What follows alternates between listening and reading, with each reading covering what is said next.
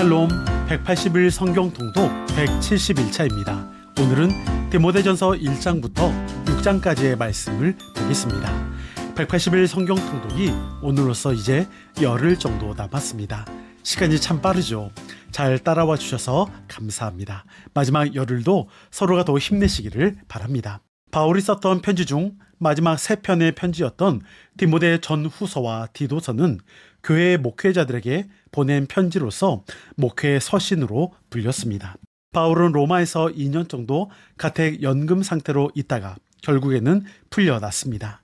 그리고 전에 전도 여행을 통해 개척했던 교회들을 돌아보게 됩니다. 골로새 지방을 둘러보고 드로아를 거쳐 마게도니아로 건너갑니다. 정확하게 알 수는 없지만 마게도니아 어느 지방에서 바울은 에베소에서 사역하고 있는 디모데에게 두 통의 편지를 쓰게 되는데 그 편지가 바로 디모데 전후서입니다. 이 편지 안에는 바울이 자신의 영적 아들로 생각했던 디모데를 향해 간절한 마음을 담았습니다. 바울은 사랑하는 디모데가 건강하게 목회를 감당할 수 있도록 조언을 해주었습니다. 바울은 디모데가 해야 할 일을 편지를 써서 보냈는데 바로 교회를 조직화하는 것입니다.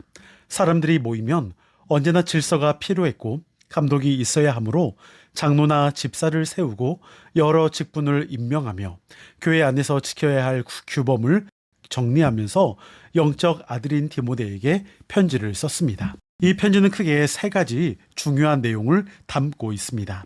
첫째는 진리에 대한 가르침은 거짓 교사들의 특징과 함께 언급됩니다. 과거 교회를 핍박했던 사람에서 이제는 사도로 부르심을 받은 바울은 거짓 교사들이 율법의 진정한 의미도 모르면서 율법 교사가 되기를 원한다라고 말합니다. 그들은 금욕을 위해 결혼을 금하고 음식에도 불필요한 금기 사항을 설파하며 족보에 대해 왜곡된 주장을 했습니다. 그들은 거짓 지식을 통해 자기 지식의 우월함을 주장할 뿐 아니라 경건을 소득의 수단으로 생각하는 사람들이었습니다. 바울은 그들이 모두 진리를 왜곡함으로 그들에게 대항하고 영원한 생명을 취하는 사역에만 열중하라고 디모데에게 명령합니다. 둘째, 바울은 교회 공동체의 주요 지침을 디모데에게 가르치고 있습니다. 그 지침은 바로 기도와 예배에 관한 것입니다. 특히 강조하고 있는 기도는 중보를 위한 것인데 모든 사람을 위해 기도하되 특별한 지도층에 있는 사람들을 위해 기도할 것을 가르칩니다. 또한 믿음은 일회적으로 받아들이는 게 아니라 믿음의 그 상태를 계속 유지한다는 개념을 강조했습니다. 셋째, 바울은 교회의 직분에 대한 자격을 가르치고 있습니다. 디모데전서에서 중요한 내용으로 교회 안의 질서와 체계에 대한 지침을 주고 있습니다. 감독의 자격을 언급하는 이 부분은 목회의 지침에 대해 매우 자세하게 말해주고 있습니다. 다른 서신에서 강조하지 않은 직분에 대한 언급은 오늘날 목회 현장의 지침이기도 합니다.